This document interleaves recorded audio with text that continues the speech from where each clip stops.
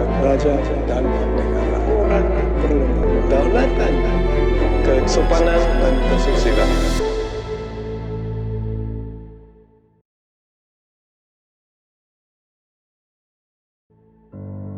Seorang penulis telah menulis bahawa sejarah itu bukan sesuatu yang berlaku di masa lampau.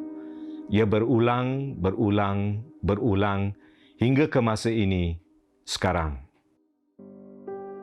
Nama saya Edin Khoo, seorang anak kacokan Cina dan India yang merupakan pengasas dan pengarah Pusat Budaya Pusaka yang sekian lama ini telah menyelami dan mengkaji riwayat budaya tanah air kita ini. Selama 53 tahun, ayah saya, Emeritus Profesor Tan Sri Datuk Dr. Khoo Kay Kim, telah menjadi penghuni utama bilik ini di halaman Jabatan Sejarah Universiti Malaya.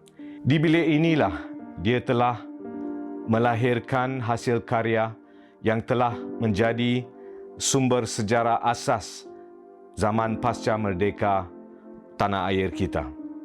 Selama 30 tahun, secara peribadi, saya telah merendam diri dalam khazanah budaya tanah air kita. Di kalangan tokoh-tokoh budaya yang memberi penghayatan dan mengilhami salah silah khazanah budaya tanah air kita. Dalam pengalaman 30 tahun ini, saya tertarik dengan perbezaan di antara kenangan dan sejarah. Bagaimana kenangan, kemasyarakatan dan budaya melahirkan sejarah kebangsaan kita. Projek Bina Bangsa dibayangkan sebagai satu projek penghayatan sejarah tanah air kita. Dari abad Kesultanan Melaka hingga ke zaman wawasan 2020 dan tahun ini, ulang tahun 50 pengisytiharan rukun negara, projek Bina Bangsa ini merupakan projek penghayatan sejarah negara kita. Diharapkan juga projek Bina Bangsa ini menjadi daya tarikan buat anak muda supaya kita dapat menjelmakan satu kesenambungan sejarah.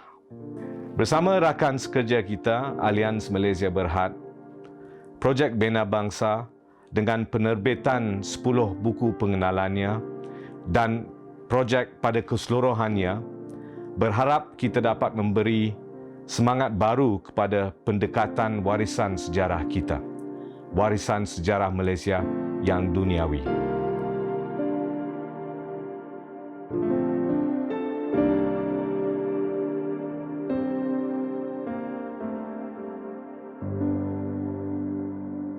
Hai, salam sejahtera semua. Saya Zakri Muhammad Khair, mungkin yang ada lebih kenali saya sebagai Ketua Pegawai Eksekutif Alians Malaysia Berhad. Yang mengenali saya secara pribadi tahu memang saya ini minat sejarah, terutamanya sejarah Nusantara.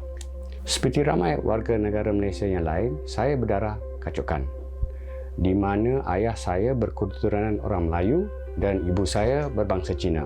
Salah silah keturunan ayah saya di sini bermula dengan ketibaan Datuk Jenatun bin Raja Labu dari Pagar Ruyung Sumatera di Pulau Pinang pada tahun 1749. Salah silah keluarga ibu saya pula bermula dari apabila moyang saya, Chan Chok Sam, yang berasal dari daerah Fujian, negeri China, diseludup masuk ke Tanah Melayu ketika tercetusnya Perang Dunia Pertama antara tahun 1914 ke 1918. Di sinilah bermula asal-usul keluarga saya di bumi ini. Seperti ramai rakyat Malaysia yang lain juga, sejarah keluarga saya berkait rapat dengan sejarah tanah air kita.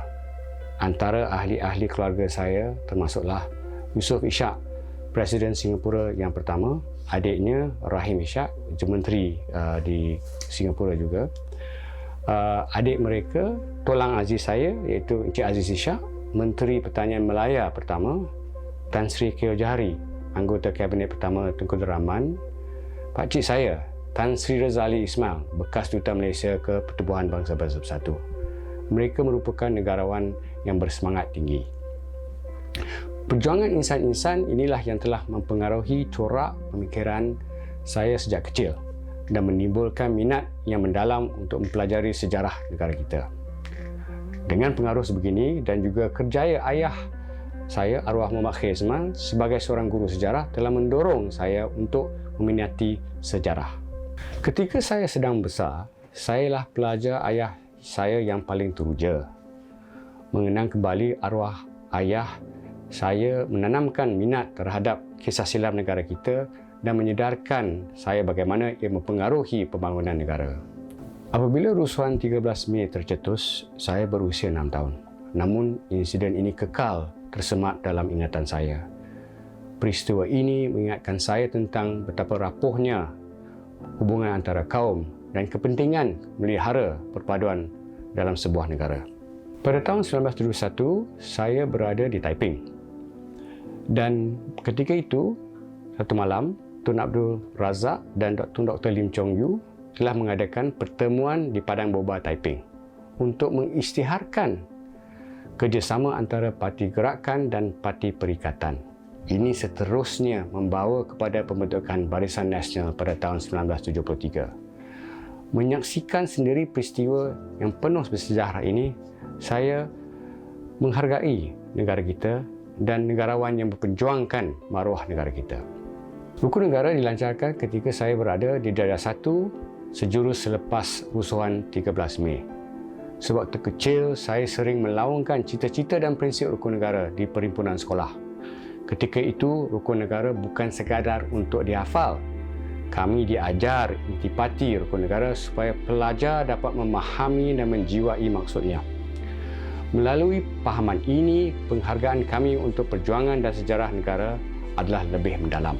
Di sini saya nak terangkan peranan saya sebagai ahli korporat.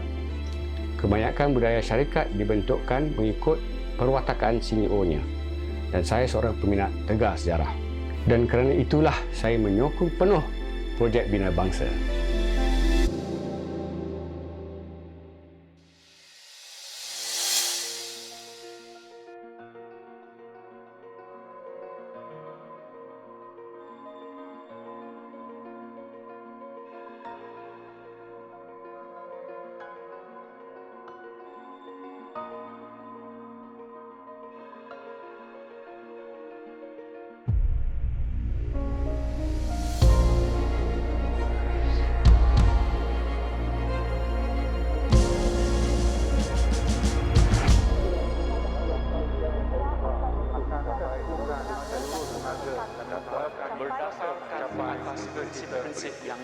Kepercayaan kepada Tuhan, kesetiaan kepada raja dan negara, keluluhan perlembagaan, kedaulatan undang-undang, kesopanan dan kesusilaan.